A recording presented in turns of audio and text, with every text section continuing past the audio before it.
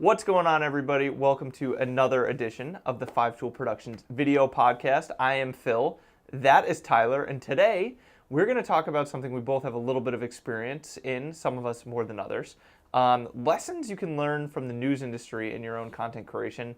The news industry is one of the oldest industries in the world, and when it comes to video, they are the standard bearer for a long time. They've been doing it longer than anyone. There are a lot of things that we can learn from the traditional news industry and apply today. So I know this is something you've been itching to talk about. So where do you want to start? Well, for me, I go back to, there's a lot of the things that I totally disagree with what the news does. The way they cover things, sports in general, local news stations, do they focus on national attention as opposed to high school level or things, local sports and things like that? But that's not really what I'm talking about. What I really think is there are actually things that content creators can learn from news organizations. Yep. And really the big thing is to be able to shoot and work insanely fast. Mm-hmm. So with news stations, I won't hide it. I was a reporter for a number of years, and I won't hide it. Like it's something you have to be ashamed of. Yeah, I won't hide it. I won't hide it. Well, in this day and age, you never know who's going to come after you for being a member of the media. But I worked for a very small, teeny tiny market up in upstate Maine, and you were I was a one-man band.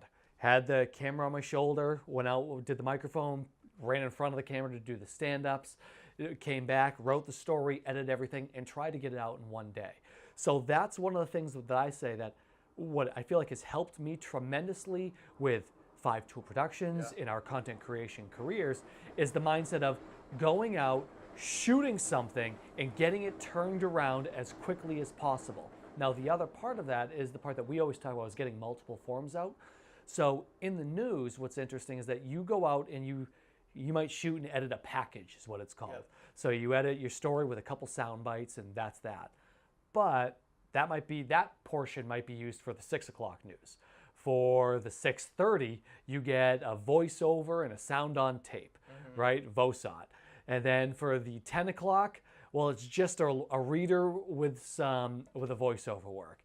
And the 10:30, it's a slightly different. So creating different forms and getting different pieces of content out is something that I think everybody can learn. And it's something that you worked in the radio portion of it. It's kind of the same mentality. It is, yeah. I went to school for this too, and I'm having some flashbacks thinking about it's crazy when you think about it. Sound on tape, and it's just like all the putting together a package. It's a stressful thing, but you're right. It is an important lesson learned, and radio is the same thing, right? And I think you talk about stuff getting left on the cutting room floor and things like that. And I think back to the time when I worked in radio, and one of the jobs would be like, go through all the highlights from all the national games and call down the, hundreds and hundreds of calls from the night into, the 5 that could actually make it into something interesting and usable, and the rest is on the cutting room floor, and you have to do that really quickly.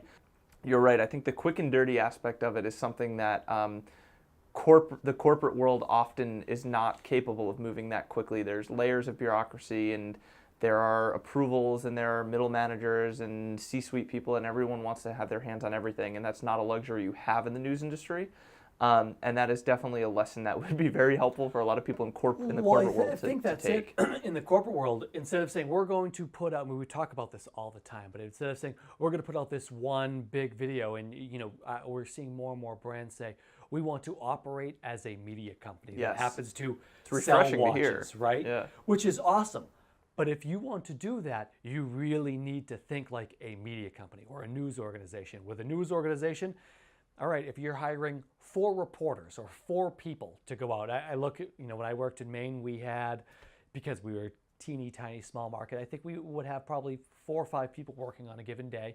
Each one of us were going out, drumming up our own stories, different assignment. It could be the moose hunt where I worked, or it could be pond hockey, whatever it may be, which were awesome stories. But still, real stories you covered. These are legit stories for another day that, they sound, honestly, they sound interesting. You should just look at my old demo tape. It's insane. We could probably do a whole nother one of these just about how, like, the internet is probably revitalizing local news, right? Because, like, the ability for, like, some random station in Maine to share a story about the moose hunt, like, maybe that's old hat for New Englanders, but like that might be like super interesting to some random guy from Alabama who's like, what? The one of the craziest things that happened to me, and this was when I was up there, was people were just starting to jump on Facebook that weren't in colleges. Right.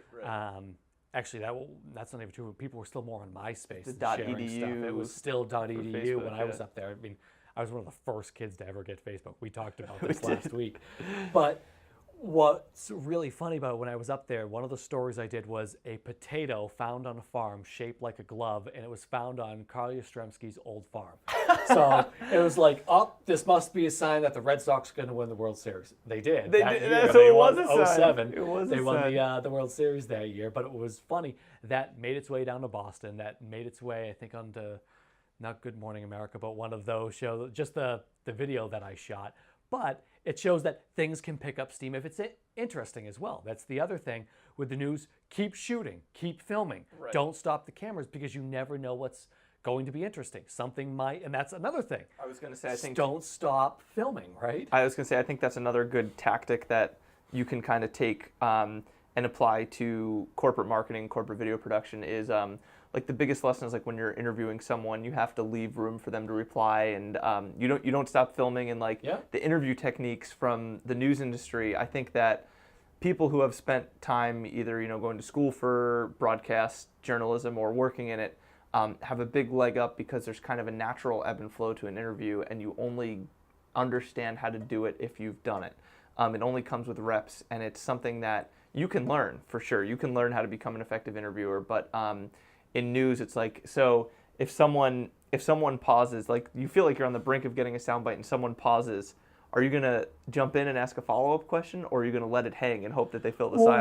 Well, that's the thing. I always laugh. Like, people are like, why are you just nodding your head so much? Like, because I'm nodding, just waiting for them to People say don't like something. silence. They hate so people will silence. It fill really it. just that 1 second is enough to get them to click. And the same is true in a corporate video. You're not necessarily looking for, it might not be that you're looking for them to reveal some information as you would be if you're like, doing investigative journalism, but it's more along the lines of the more people talk, the more they're going to get out, and you give them room to express their thoughts and express what they want to say, and eventually they're going to get out what they want to say, and you give them the room to say, and I think that's a good tactic to take. And kind of the other piece that I'm kind of thinking of this right now that's interesting is that you can do it, really say, if we're a media organization now and we're taking the approach that a news does, we need to be creating stories every day, but the news also has their features that take a little bit longer, their sweeps type stories that we've been working on this for a month.